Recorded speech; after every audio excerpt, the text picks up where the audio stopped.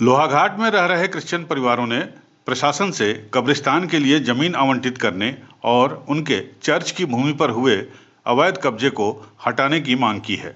आपको बता दें, सैकड़ों सालों से लोहाघाट में रहने वाले लगभग 8 क्रिश्चियन परिवारों के सामने अपने मृतकों का अंतिम संस्कार करना किसी चुनौती से कम साबित नहीं हो रहा है।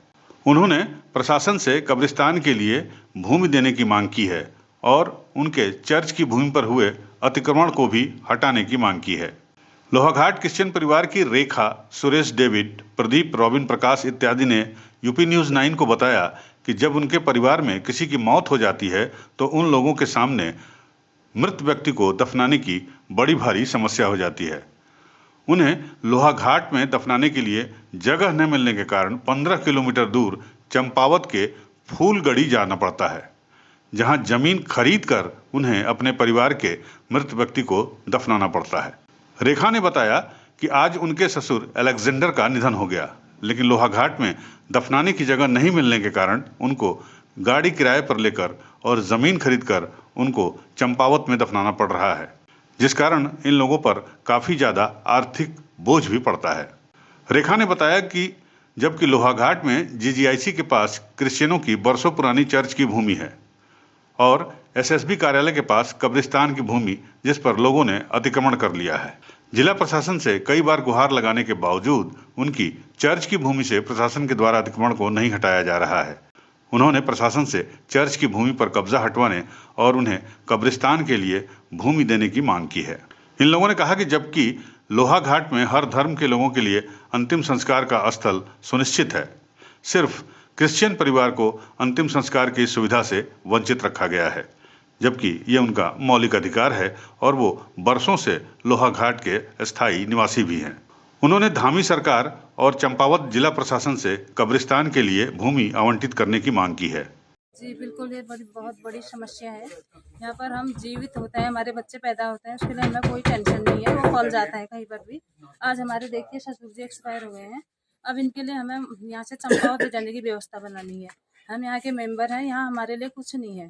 तो हमने 2013 में मेरे बड़े ससुर जी खत्म हुए थे, उस समय हमने सभी लोगों से कहा था, कई बार पेपर में भी निकलवाया और विधायक जी से भी कहा, माननीय विधायक जी से।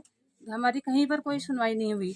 हमारे पास अखबार की कटिंग है, जहाँ जहाँ हमने एप्लीकेशन दी है, वहाँ सब चीज़ हमने अपने पास रखी हुई है और हमारी कोई सुनवाई नहीं है। अगर हमारे पास पैसा नहीं होता है, कुछ नहीं होता है, हम कैसे जाएंगे वहाँ तक ना। तो वहाँ पर भी दूसरी कलिसिया हुई तो दूसरी कलिसिया में पैसा लेना होता है, यहाँ से गाड़ी करनी होती है वहाँ पर ले जाने के लिए। तो प्रशासन से मैं कहना चाहती हूँ, हमारी विनती निवेदन है प्रशासन से कि हमारी सुधि लें और क्या कहते हैं, वोट के समय ही हमारे पास ना आए, हमारे लिए चर्च की व्यवस्था करें और हमारे लिए ग्रेवी हाट की व्यवस्था करें, चाहे हमें कहीं पर भी दें। जहाँ हमारे तो ग्रेवी हाट जहाँ पर है वहाँ पर तो लोगों ने मकान बना दिए हैं, अतिक्रमण कर दिया है, हमारे चर्च की जमीन में भी अतिक्रमण हुआ है, रोडें बन गई हैं। चलो तो सही है, जायज़ है, रोड होनी चाहिए, बट जो वहाँ पर किसी ने गाड़ियाँ खड़ी कर रखी हैं, कोई कॉलम खड़ी करके घर बना दे रहा है, ये गलत है। तो हमें हमारी सुधि ली जाए और क्या कहते हैं, हमें चर्च बना के उसकी चारा दीवारी करके दिया जाए।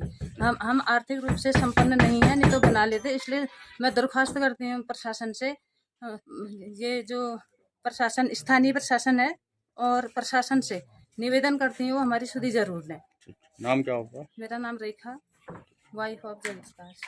लोहाघाट के क्रिश्चियन परिवार के सबसे बुजुर्ग अलेक्जेंडर के निधन पर क्षेत्र के कई लोगों ने शोक भी जताया है। बैठ की दिक्कत है सबसे बड़ी, जो कि हम पर यहाँ होते हुए नहीं है, जिसकी वजह से हमने चंपावत ले जाना पड़ता है। ये हमारी बहुत बड़ी समस्या है।